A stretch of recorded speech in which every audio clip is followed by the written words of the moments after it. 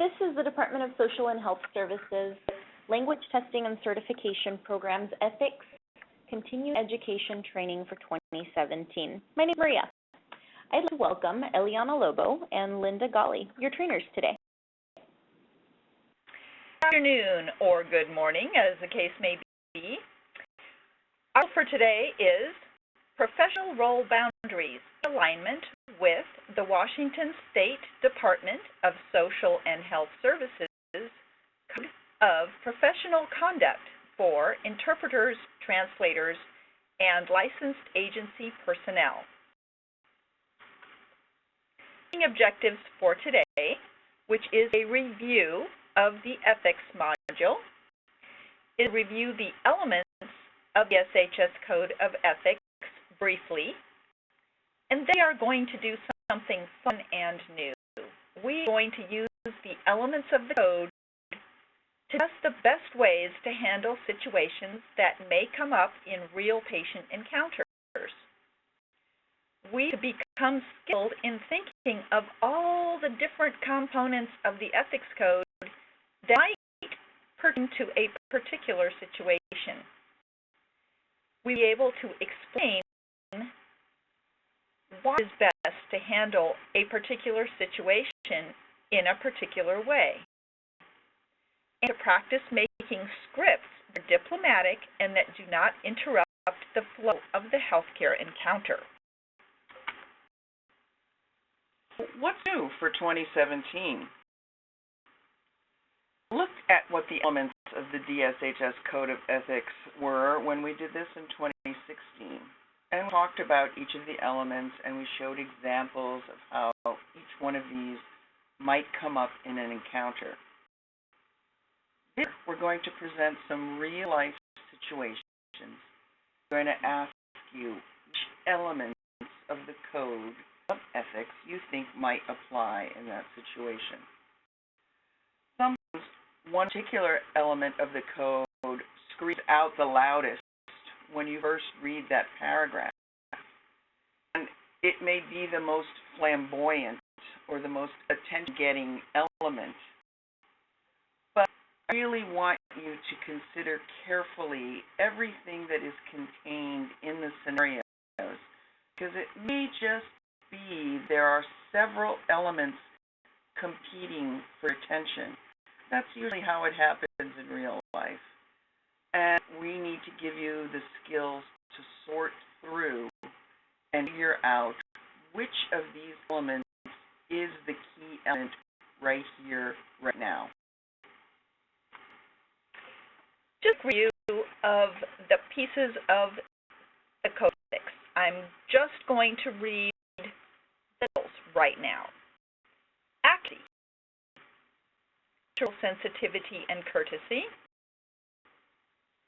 partiality, proficiency, compensation, non-discrimination, self-representation, impartiality, and conflict of interest. Demeanor, obstacles to practice, development, practice.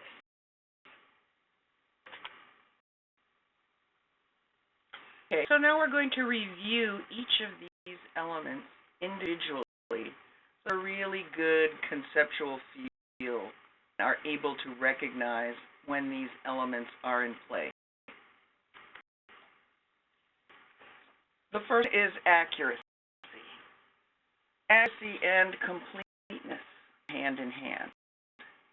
So accuracy, you want to paint the same picture that the speaker is painting for you. You want to transmit that meaning without leaving anything out, without adding something that wasn't there in the original utterance, without changing or distorting any of the meaning. You also want to transmit the tone of the communication. This is vital information. And also important to transmit any meaning that you might glean from body language.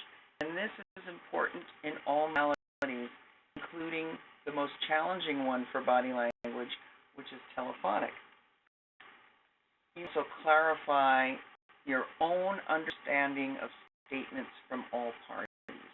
If you understand it, you're not going to be able to interpret it accurately. And you need to assess the integrity of the message. If you are confused, you need to know what to do to get to clarification so that you can once again go back to your role of carrying the message back and forth. Sensitivity and respect. Just a quick review. Interpreters cannot represent the patient, but what we can do is suggest to the provider that he or she asks the patient what significance a certain utterance or a certain idea might have for him. Partiality. We know that protecting PHI or protected health information is key. The patient client can be killed or ostracized if that personal information is revealed to family, friends, or community. And distrust of interpreters based on breaches of confidentiality that become widely known within the community in short order. Protected health information is only to be done with the healthcare organization or other DSHS representatives who are assisting the client. Share this personal information, even people on a healthcare team, unless there really is a need-to-know reason within healthcare or within DSHS, or casual conversation in confines of the healthcare organization or DSHS does not qualify as need-to-know. And you should also know the rules for what information can be left on an answering machine or with a family member if your role includes making telephone reminders.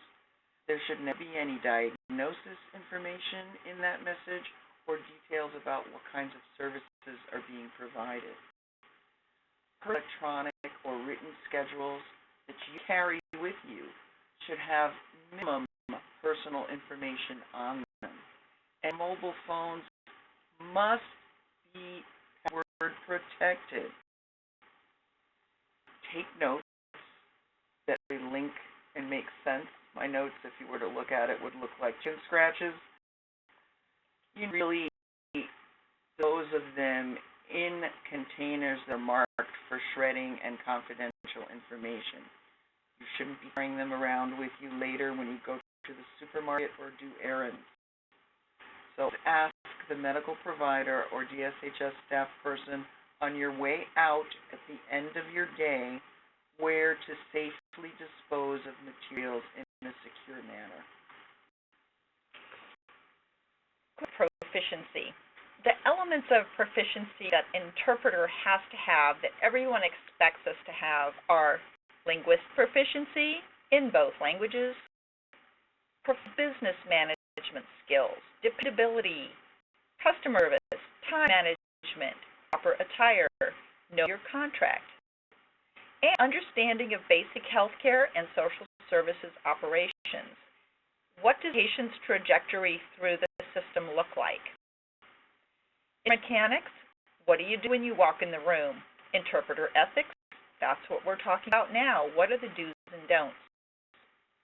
It should not accept assignments unless they are proficient in all of the above areas of performance. And when it's a financial gain, your fee paid is the limit of your reimbursement. So if you work extra hours, do you get paid for those extra hours? Yes, on your timesheet. But no additional payment can be requested at sign language accepted, eye rolled by the interpreter. Do not accept tips, cash, or gifts from grateful patients or their families. You must return anything given to you via purchaser of services or agency. Never, never, never develop a financial conflict of interest. Your interpreting practice should have zero connection to the other money-making situation. And never never solicit business from patients or providers. Request an interpreter based on availability, not because they liked your green eyes or because they got used to you interpreting at the first appointment or as a favor to a particular interpreter. It is qualified, certified, and availability-based meant to request. Nation and beliefs.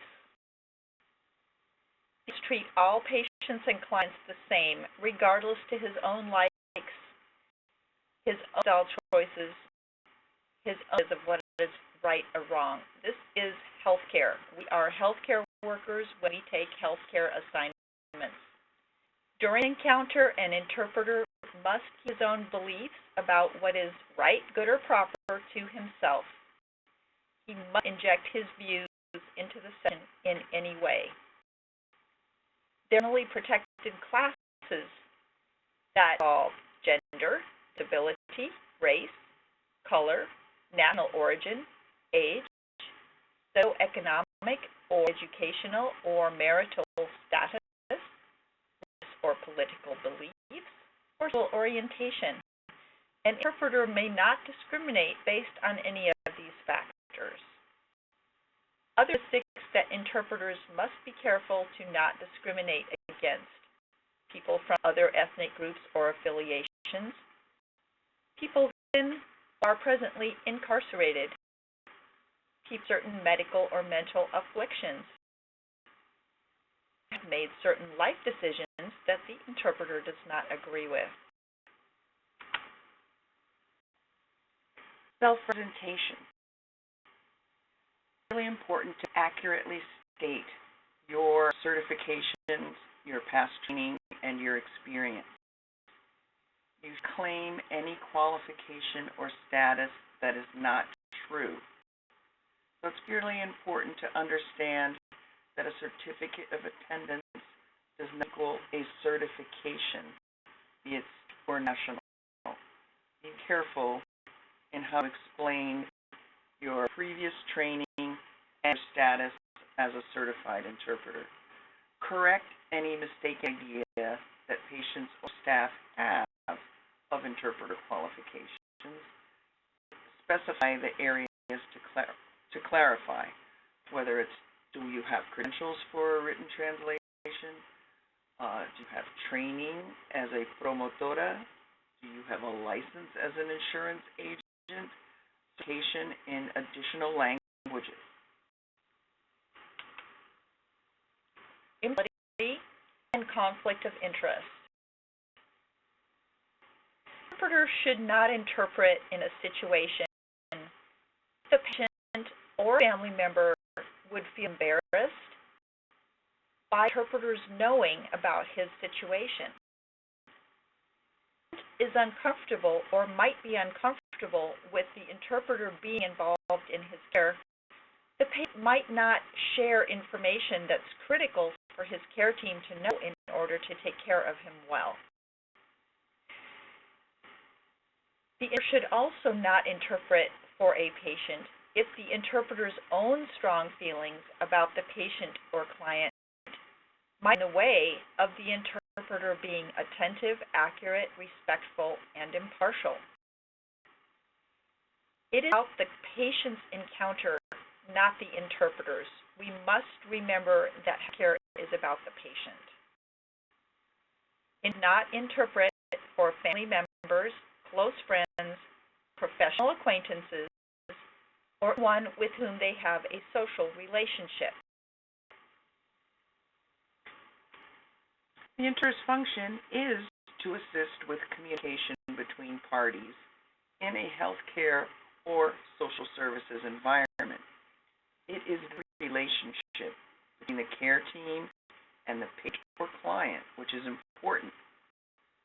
Their interpreter supports this relationship best by keeping all the attention on the client or patient's experience and by being punctual, organized, pleasant, not overly personal, helpful, attentive, thoughtful, alert, proactive, prepare the material or the environment of the encounter, dress appropriately and safely for the setting,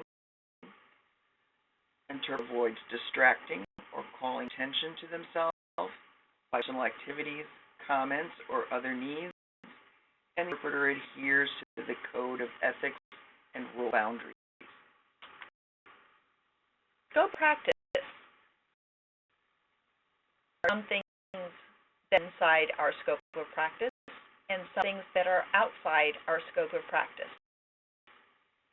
Others must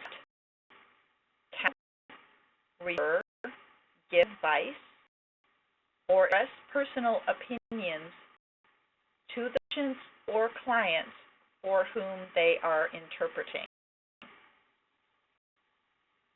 They must not engage in activities with clients that are not directly related to providing interpreting services to the patients or clients.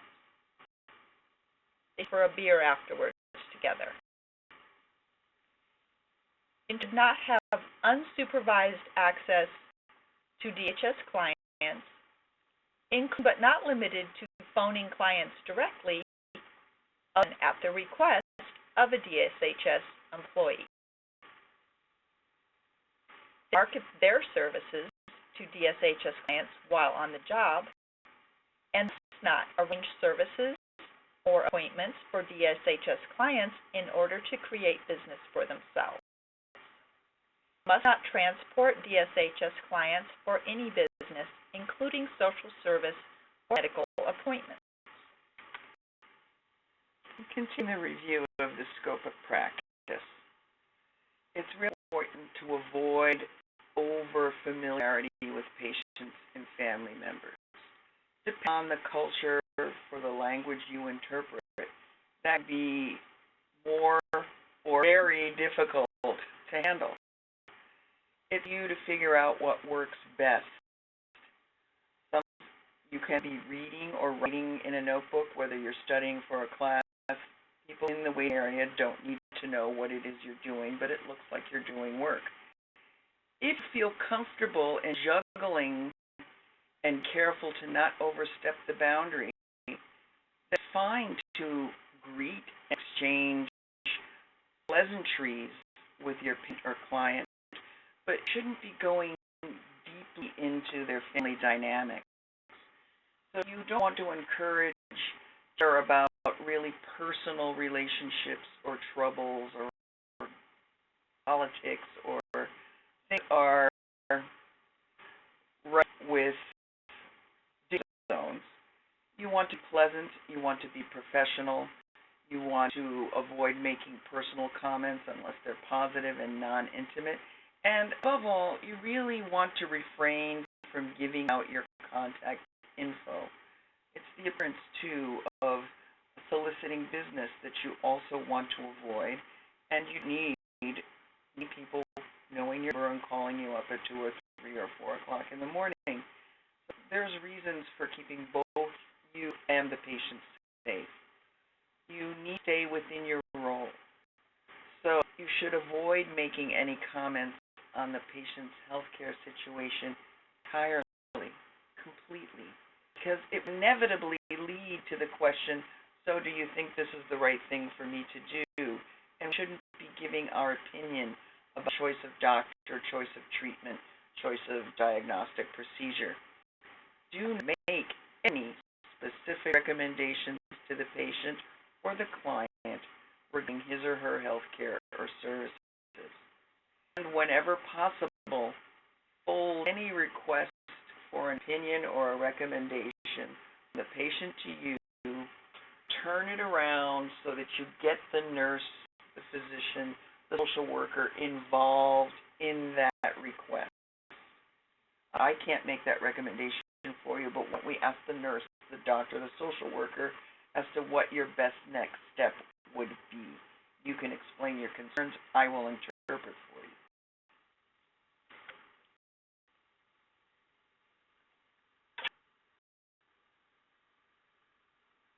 Remember, you need to know when to withdraw from the encounter. If you ever have any doubts about your own competence to manage the encounter, the big one for me is lack of knowledge. Also emotional involvement. You could suddenly walk into a room with someone that you know well, or the impairment. You might have some hearing loss, and maybe a very noisy environment, and you can't actually hear what's going on. You need to advocate for the fact that you can't do a good job in this particular situation, and also the concern that you yourself, being the interpreter, might be distressful to the patient for some reason. Kids used to date and now they broke up, or something that has really nothing to do with the medical condition but can bring feelings that get the conversation off track. You really want this to be focused between the patient and the provider, or the client and social worker. So in certain circumstances, it's ethically advisable to withdraw from an encounter, but requires some tactful management of that notification to all the parties, as well as willingness and helpfulness in finding a replacement for language support. Otherwise, people feel abandoned. Personal development. Interest must be aggressive in improving both their knowledge of subject matter and their skill in performing interpretation. Those are different things. Their knowledge. How is your medical terminology in both languages? How thorough is your understanding of medical topics across all the specialties that you might practice in? What is your cultural competence? How are you at helping patients navigate through all of the hallways that we wander through? As your knowledge, what do you know, and where you have a deficit, you address that deficit. So look at what you know, look at what you don't know, find a way to improve what you know so that it fits what you need to know. And this with your skills. Skill is how well you do something. Look at what you do, assess how well you're doing it, think of where the gaps are, what could you do better, and address those gaps. Find a way to practice and learn the skills that you have deficiencies in. Now we get closer to the heart of the matter. Strategies. What is the method for handling an ethical challenge or ethical doubt? So this part is kind of actually fun.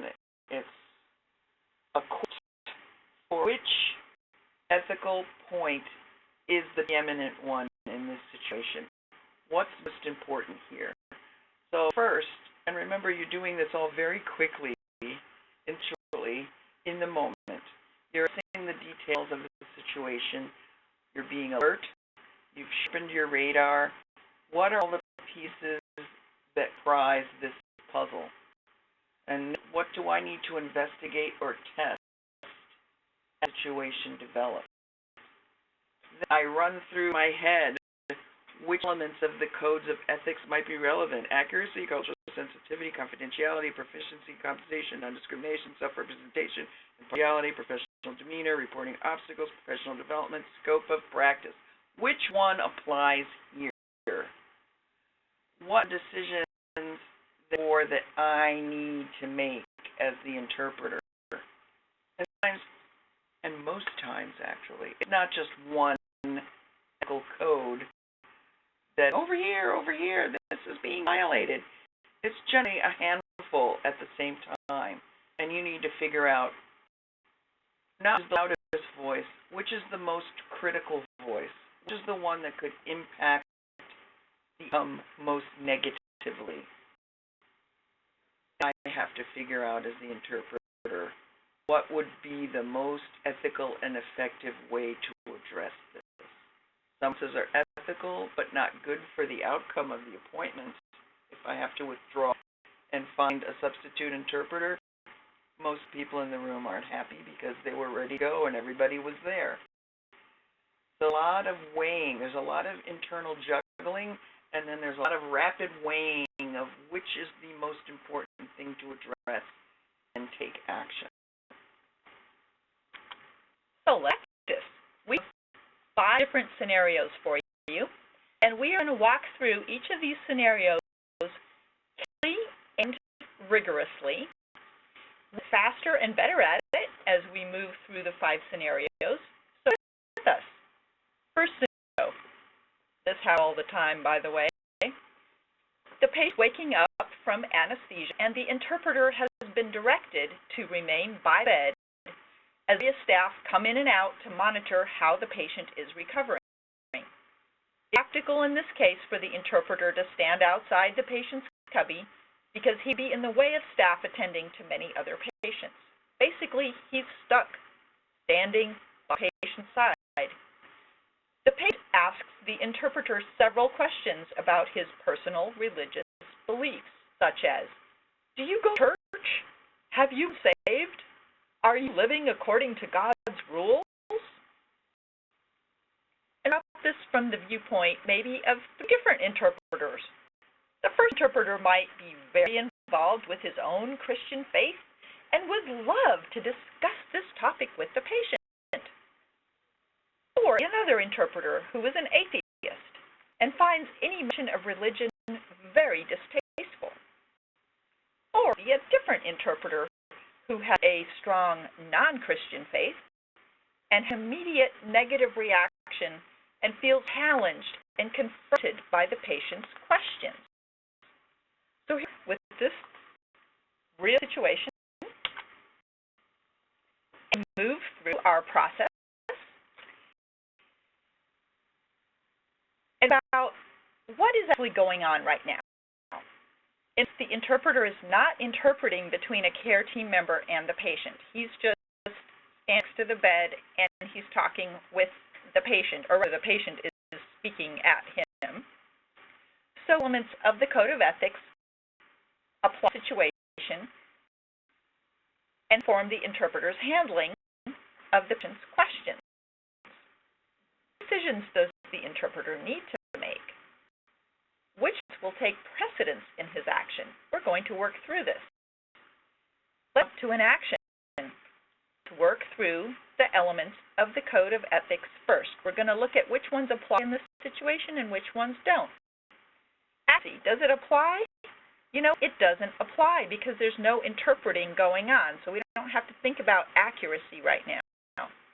Moral sensitivity and courtesy, it applies because it's very important for the patient to feel that he is in control, he is validated, he is a central person in this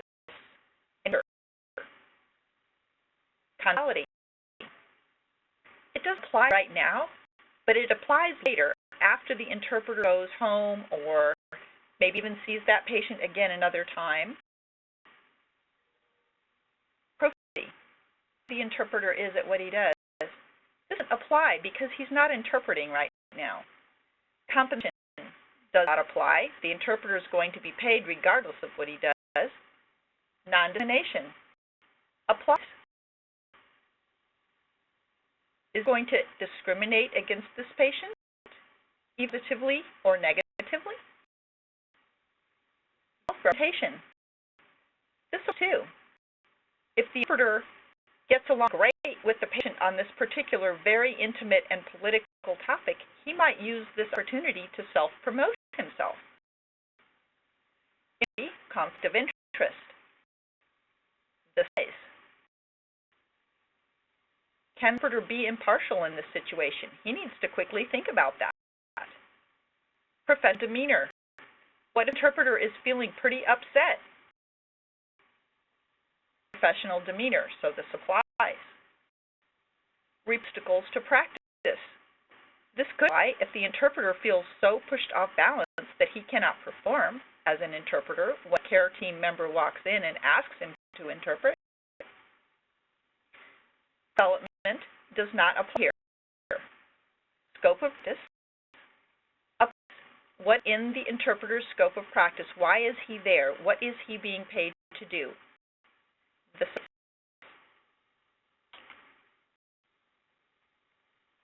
so next, again, of all of the elements of the Code of Ethics. And the patient has been asked these questions by the patient. Do you go to church? Have you been saved? Are you living according to God's rules? Think about this a little bit more. Intercultural sensitivity and courtesy. Our encounter is about the patient. It's not about the interpreter. No healthcare team, and we are on the healthcare team, may act or even engage with the patient, unless it is to validate the patient and better understand how to care for him. Let's down to non-discrimination, which also applies. As any member of the healthcare team must professionally serve each patient to the best of his ability, regardless of whether he agrees with the patient's ideas. Presentation. Do not use the patient's information about his religious views to promote his own church or his own services, as an interpreter may have similar beliefs. Partiality. The interpreter must treat this patient like any other patient. Read what the patient has disclosed about his own very personal beliefs. Demeanor. The interpreter must be able to manage this situation without calling attention to himself, without distressing the patient, letting himself get emotionally off base or intellectually distracted. He has all his wits about him for when he needs to interpret. Obstacles to practice. In play, it would have to be a very good reason for the interpreter to report an obstacle to practice and withdraw from the case. There's a line between refusing to interpret for someone because of one's prejudice and one's inability to professionally interpret for someone because the situation is so incredibly awful. Expect the interpreter to be professional and pull himself together and be able to manage it in most cases. Scope of practice. When a healthcare appointment or encounter, we are part of the healthcare team. Think about what the nurse would say if the patient had asked these questions. Have you been saved? La, la. What would the doctor say? What would the phlebotomist say? Every member of the healthcare team gets asked these questions all the time by patients, and they all have a very professional, respectful, but not engaging way to deflect the question and yet still take excellent care of the patient. Okay. We've looked at in detail the ethics that actually apply to this situation. And you know which ones are in the forefront. How do you communicate out fully and professionally with offending the patient those things that need to be observed? The best thing, I think, is to have some professional scripts at the ready. There are certain things that come up all the time, whether it's what religion are you, or can you give me a ride to my next appointment, or can I give you some tips and some cash? There are things that happen on a day in, day out basis, and you need to be ready with a response that is professional and smooth. So you need to avoid getting sucked into an interaction that has nothing to do with consultation, with the medical encounter, or with the appointment with the social worker. You have to respect the ethics, but all not fall into the hole created by this situation that you're in.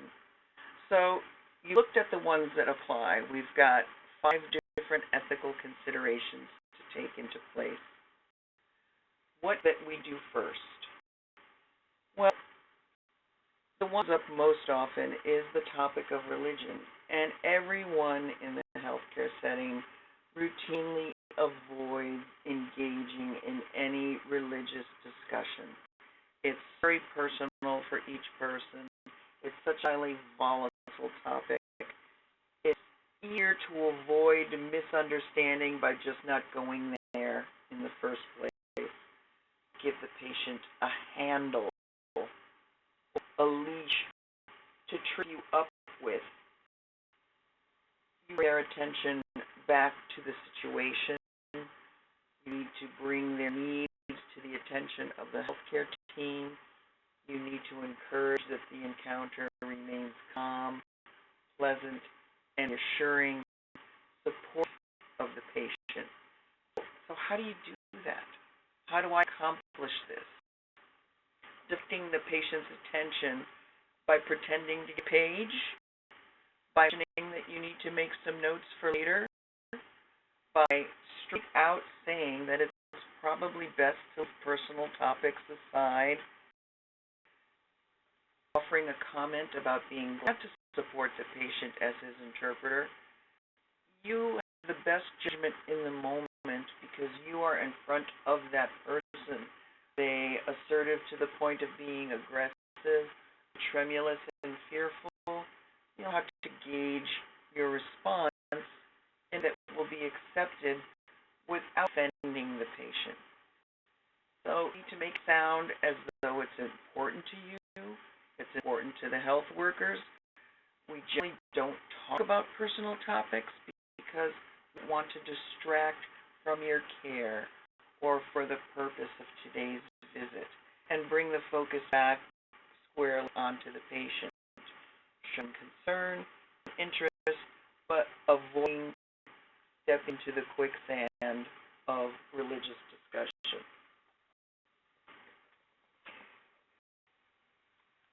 Looking on this first scenario, we could have just stopped after we gave you the scenario and said, oh, well, of course, you should not discuss religion with the patient. But that would have not given us the chance to really think through all the aspects of the ethics that inform this situation. We're going to do that in the next couple of areas as well. The scenario is being seen for prenatal abnormalities of moderate severity. Providers, including pediatric cardiologists and obstetricians, take turns presenting the situation to the patient and methods of care to the parents. As the doctor previews the specific specialist interviews that will take place that day for the patient, the interpreter quickly is impressed by the gravity of the situation and the technical nature of what will be discussed. He is not familiar with the concepts or details of congenital cardiac conditions.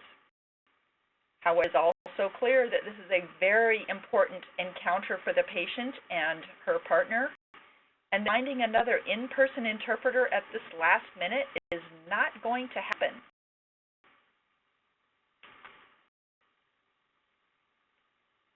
To action, let's work through the elements of the code of ethics first.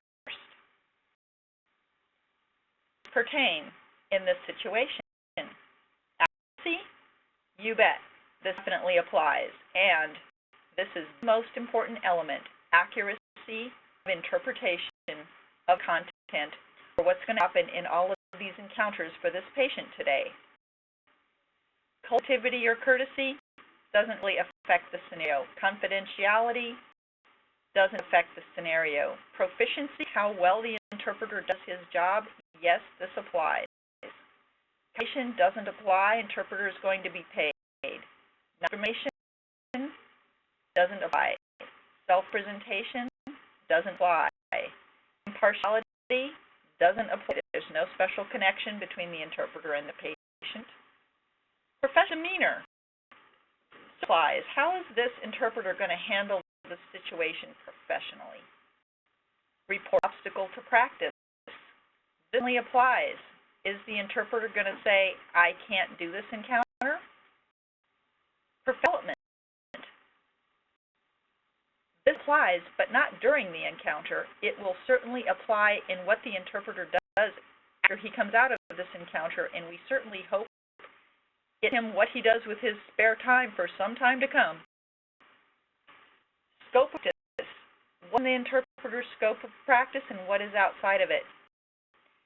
This does not really pertain because the interpreter's scope of practice is to interpret accurately, and he cannot even get that done correctly.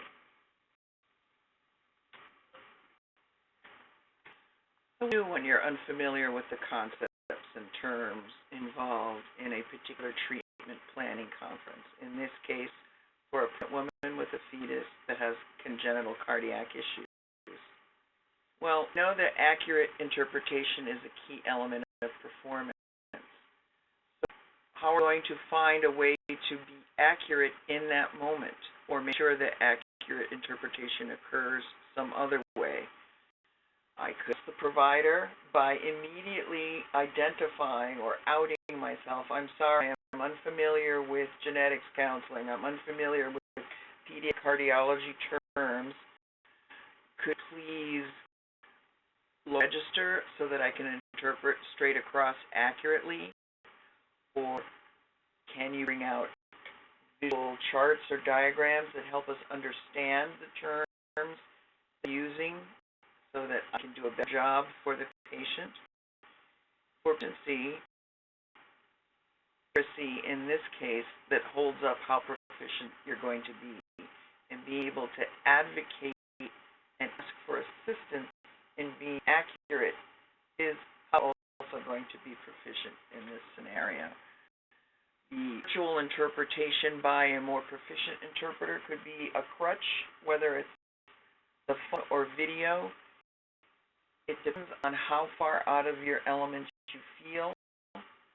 As you are transparent and share that with everyone in the room, everyone will pull together to come up with the best solution in that moment. Obstacles to practice. If I don't understand the term, I can't convert the term to my target language. So I have to out myself. I have to report myself the key element for the scenario and getting to accuracy. You must report to the care team.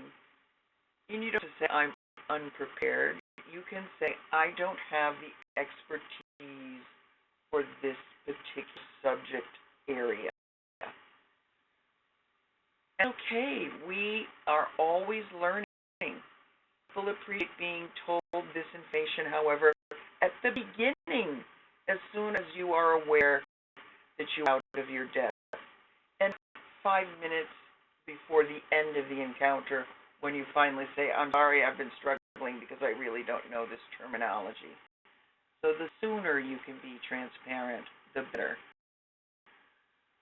Allow yourself to be guided carefully and ask the provider for that little bit of extra effort to convey plain language in their explanations.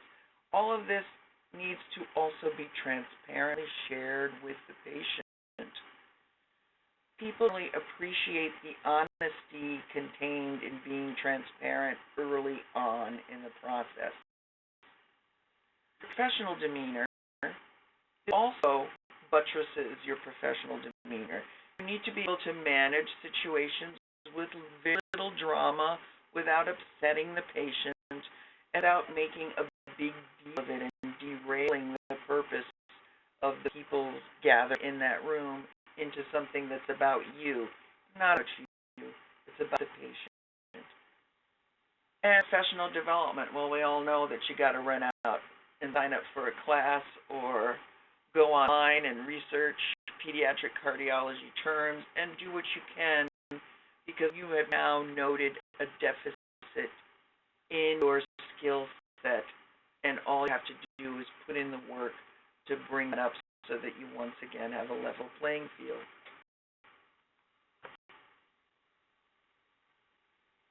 So the who is unfamiliar with concepts and terms involved in this treatment planning conference need to do the following.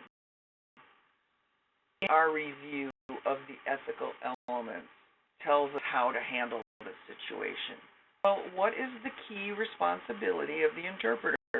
It's to communicate immediately to the team the content of the conversation is not comprehensible to him across the board, not just an occasional high register word here or there.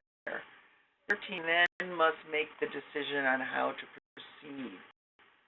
They assist and hold the interpreter by reducing register, or decide to seek a proficient interpreter.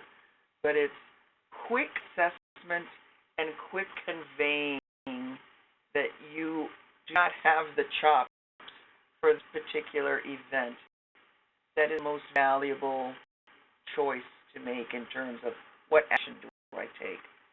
So how do I do this?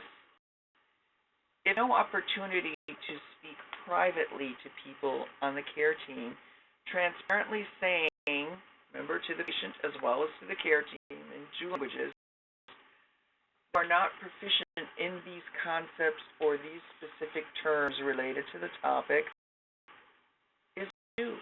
You can reinforce that you know the topic is very important and that the patient requires accurate interpretation, which is why you are admitting that you don't think you're up to the task. You can prefer to interpret if the register is lowered, and most providers know how to do that. And then, depending on where you are, there may be agreements with vendors that are remote that can be put into place to take your place.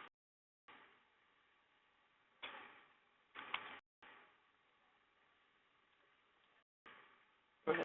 Third scenario. Has interpreted for this specific patient several times. Has a habit of gazing blankly at the provider during the appointment, barely answering questions. When the provider leaves the room, the patient asks the interpreter, "What did the provider say? Can you tell me what he said? Can you explain what the provider said? What did he tell me to do about my medications? Did he answer that question I had about the whatever?" We have patients like that. On these occasions, the interpreter has been polite to the patient.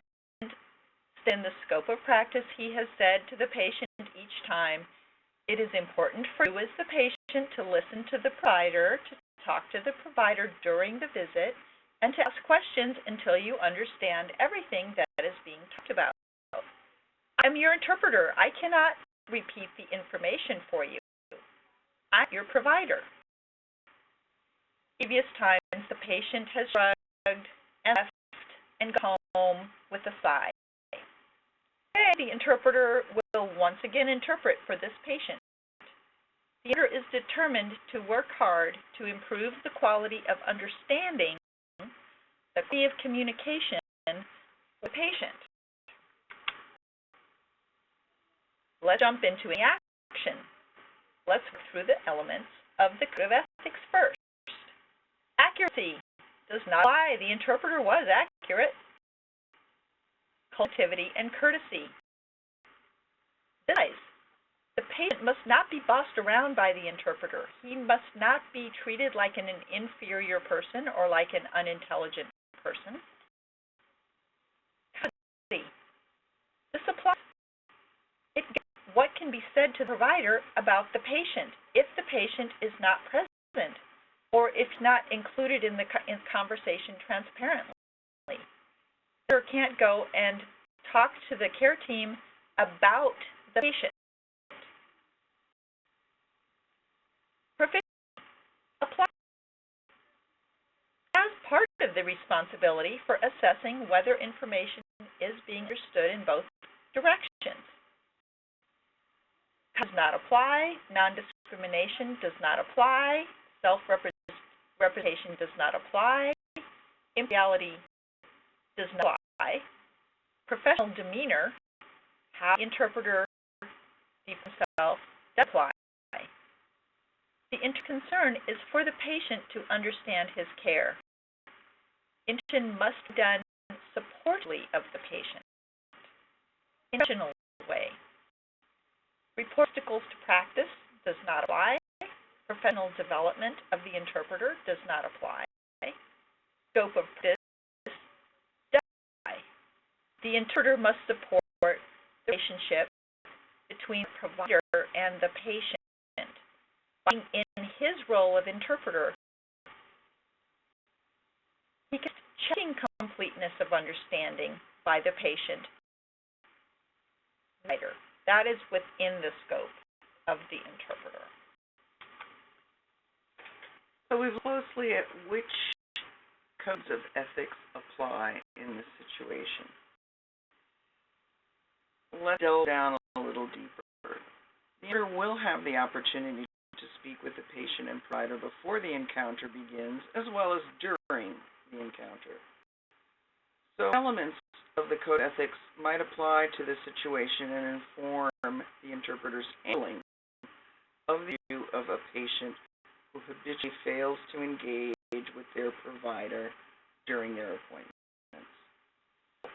Proficiency. The interpreters are expected to be alert to miscommunication or lack of understanding between parties during an encounter, and make that known to the other side. The interpreter is aware that understanding on the part of the patient is very low at every appointment.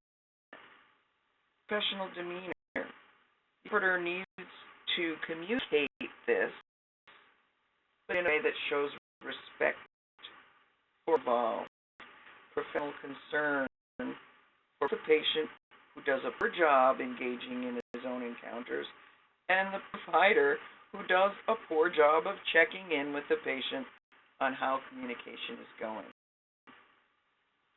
For practice, the interpreter needs to find a way to get the patient the answer he needs, remaining within his own scope of practice.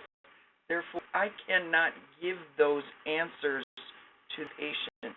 I have to find a way to connect the patient and provider once again.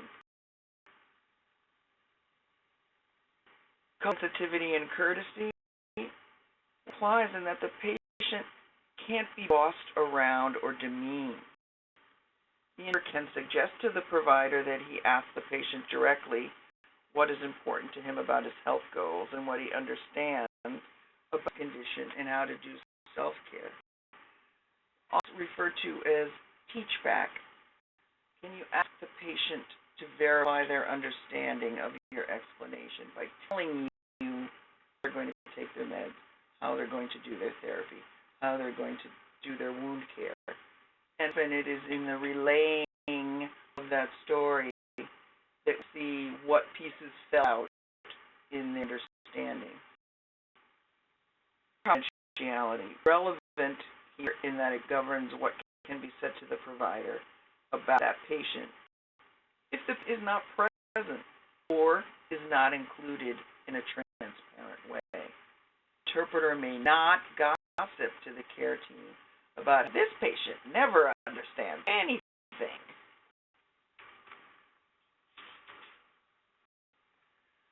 Interpreter will have the opportunity to speak with patient and the provider before, remember session everyone, as well as during the encounter. So for our review of the ethical elements, warning us about how to handle this situation. What's the key responsibility of every interpreter? To facilitate understanding, to be alert to lack of understanding, to assist the care team to engage directly with the patient to improve understanding. So, how can we do this? Before the or during the visit, or even after the visit, the interpreter can recommend that the patient repeat back what he understands so that he and the provider can both see where more work needs to be done. The providers I've worked with never mean the patient. They always phrase it in a way that says, I'm checking to see if I did a good job explaining this to you. Can you repeat back to me your understanding of how to do X, Y, or Z? And the telling of the story tells us everything we need to know about whether any review is required or whether we can conclude that appointment for the day.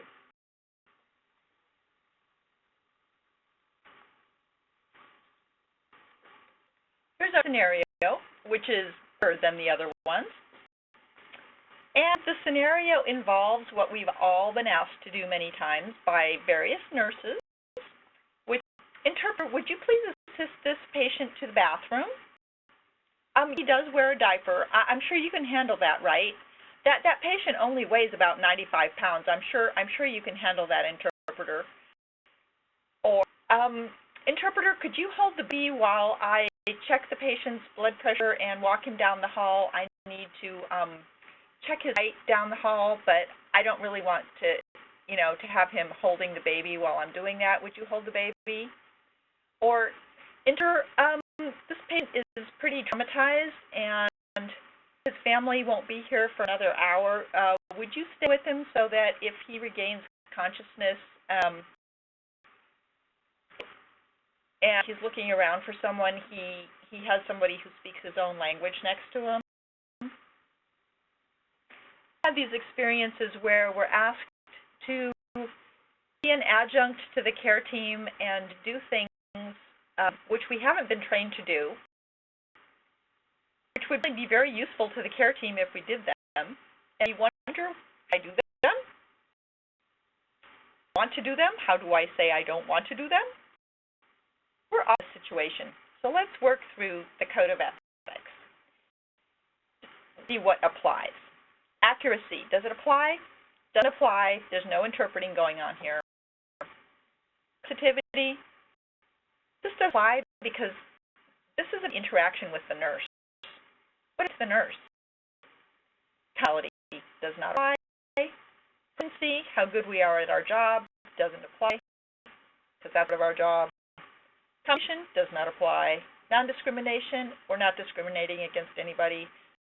Self-reputation does not apply. Impartiality does not apply. Demeanor, we're coming across, how we're doing our job, nothing applies. Everyone remembers what we did in certain situations. That nurse is going to remember what we did for a long time. What are we going to do? Rules to practice does not apply. Professional development does not apply. Scope practice, this definitely applies. What is inside our job description? What is outside our job description? What are we to do? What are we not supposed to do? The ability of the interpreter in this situation is to make it clear to the nurse that this is outside of the scope of practice of a medical interpreter.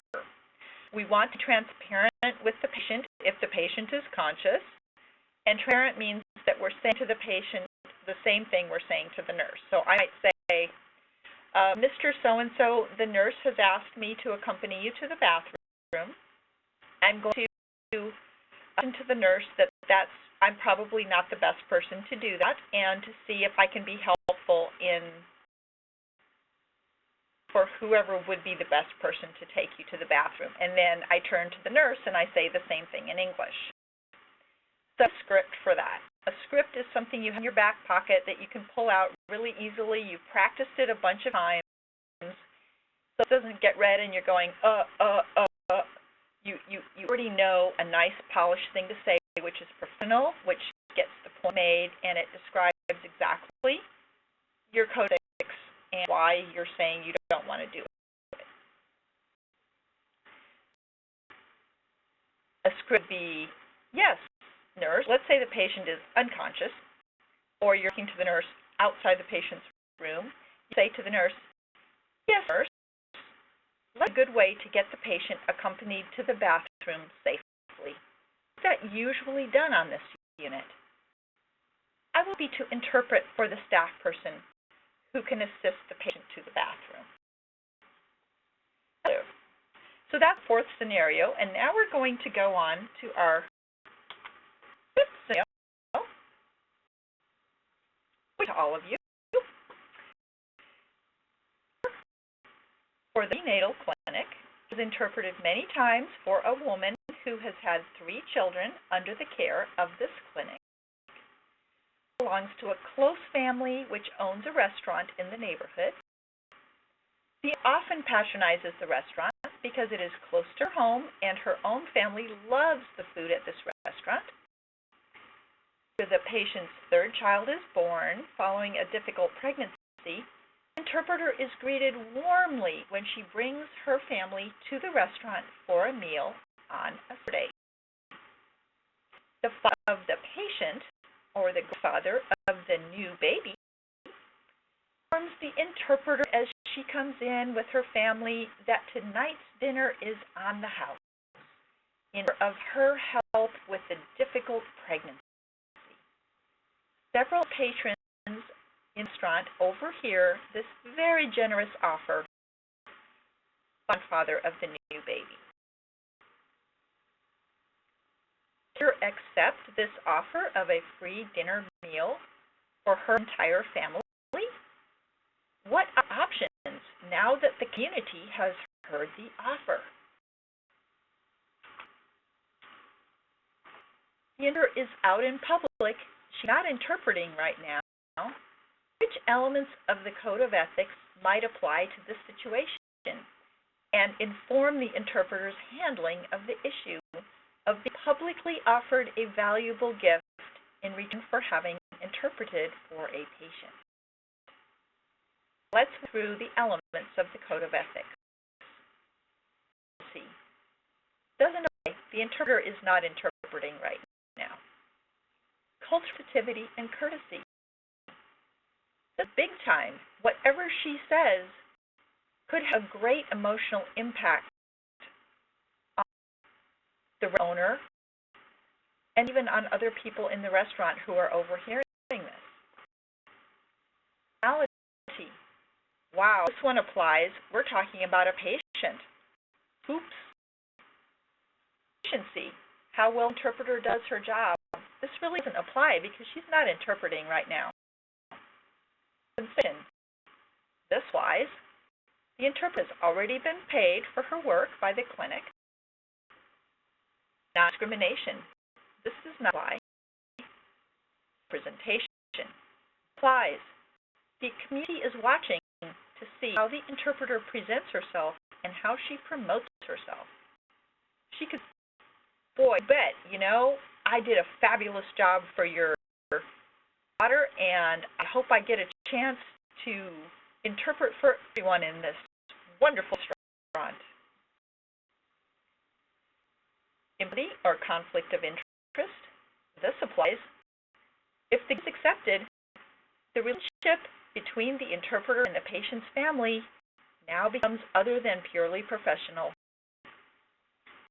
There implied future special attention by the interpreter to the family. If gotten a free dinner, she better pay extra attention to this family. Professional demeanor. This is like, is she professional? It doesn't just reflect her, but it reflects on all of the interpreters in the area, depending how she acts in this tough situation. Avoiding obstacles to practice does not apply. Professional development does not apply, and scope of practice does not apply. Okay, so we have a whopping 6 code ethics that all play a role in this scenario. And remember, you're with your family and the other customers in the restaurant are all looking up at you. So it is a really multitasking intellectual exercise to run through all of this very quickly and decide what to do. So let's look at these 6 once again. Interpreters must accept only the normal paycheck as the payment for their services. No extenuating circumstances, no extenuating pay or tips. There be a complete refusal of the offer of a free meal for either the interpreter or the interpreter's family. But to do it, full of the other codes of ethics. So professional demeanor. The interpreter has a wonderful opportunity to show everybody sitting in that restaurant what a professional interpreter looks like and how they uphold their code of ethics when off duty.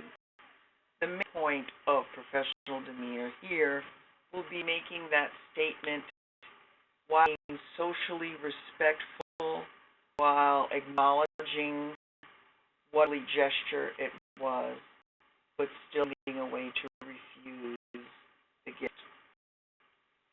Presentation, the interpreter needs to accurately represent him or herself as part of the care team and such be able to be taking care of their patients. So you can make a statement generalizing all medical interpreters, such as medical interpreters and indeed all community interpreters find personal and professional fulfillment in helping community members get their needs met. We are all happy to serve. And it's shorter than that. No, I'm just very happy to do good work when I'm on the job. For sensitivity and courtesy, and this is the one that is critical for the person who made the grand gesture. The offer of a free meal for the interpreter's family is a lovely, warm gesture. The interpreter needs to refuse it, but also simultaneously show appreciation for the generosity, but being firm in their message that he or she cannot accept. Find a formula that allows for disrespect for that person who made the generous office to save face, and admiration to still flow back to the restaurant owner, happy grandfather. Confidentiality, well, it was the grandfather, the father of the patient, who breached confidentiality to everyone sitting in that restaurant by announcing aloud in a booming voice that they had a child and that this interpreter was part of her care. Well, it's his prerogative as her family member. However, you cannot augment that pride leak. You can make it worse. You try to minimize the attention to the patient in your remarks and avoid further breaching the privacy. You can't say something like, oh, just a cup of coffee because your daughter was such a trooper during delivery, or she handled her pregnancy so well, I was hardly needed. You really don't want to disclose any further details about your daughter. And impartiality and conflict of interest, this will become an issue in the future if you do not handle this moment in the restaurant well, smoothly, professionally, competently, respectfully. Here that you value the professional relationship with the patient, but it must not take on any component of personal remuneration. When a patient greets you in the future, you must have no closer relationship with her than you would have normally otherwise had. No further closer relationship with her than relationships that you have with any of the other patients in that clinic. How do you do this? It's very challenging. When the graceful script comes to the rescue.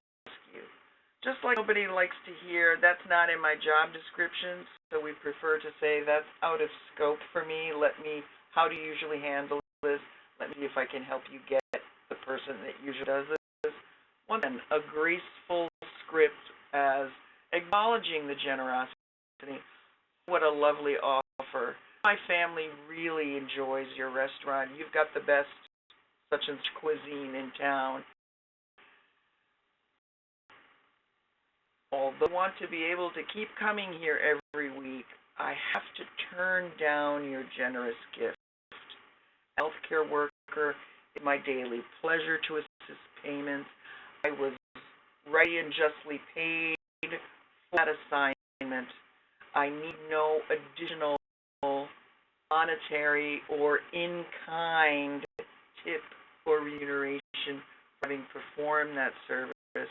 Thank you so very much for making that offer, but please allow us to keep a relationship with you, paying customers, and you can about what's the special tonight, or can we sit in the corner, and just get back on track in the direction of you going to have a lovely dinner, but no in-kind payments received.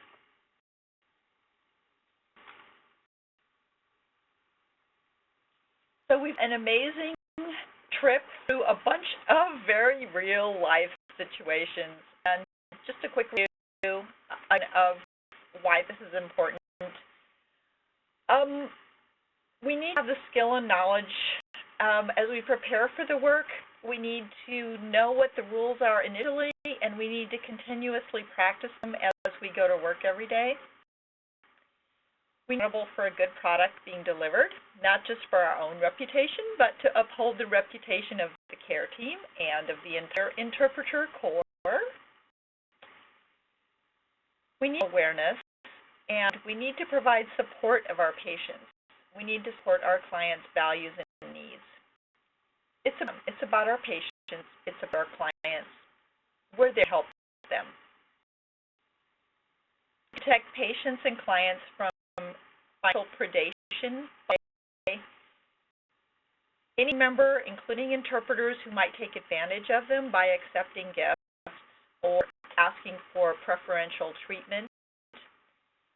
That's why we don't ask for them to always request us, because then that gets in their way of their care. We want to avoid mixing and professional interactions. Just want to avoid mixing outside financial, and our job interactions. There should be no mixing between our private selves and our interpreter selves.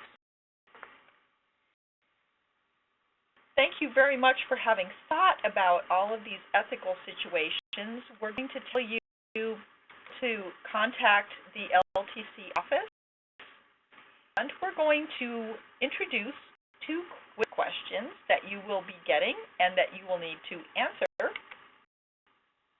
going to tell you the answers to these ethical situations. You are going to have to figure those out on your own using the methods that we have just shown you, but we will read you the questions so that you can start to think about them. So question number 1. Interpreter.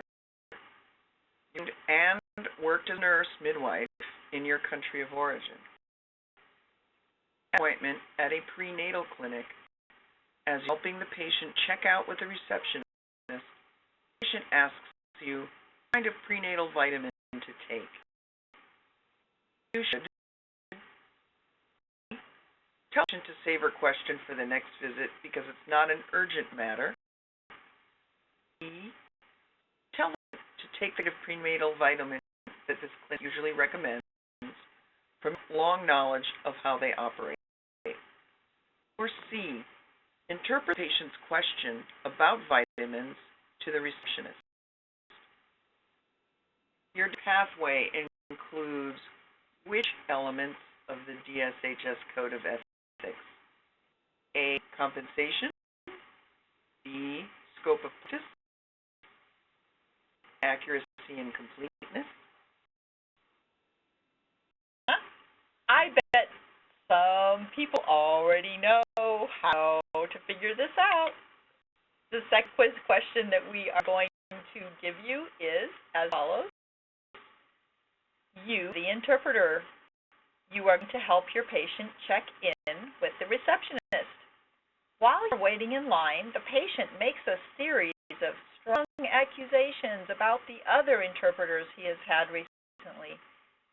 He describes them as lazy, uneducated, and undeserving of their fee for interpreting. You take his comments and walk away from him as soon as you have checked in. He is obviously a creep. B. Tell the patient that if he is dissatisfied with the performance or professionalism of interpreters, his best path is to let the clinic manager know so the situation can be reviewed and handled. C. Agree with the patient that most interpreters, especially in your language, are not properly trained or skilled. Then your own credentials are high quality. Your decision pathway includes which elements of the DSHS Code of Ethics: demeanor, obstacles to practice, accuracy, and completeness. And we include the 2017 Code of Ethics review. Thank you very much. Thanks. Bye.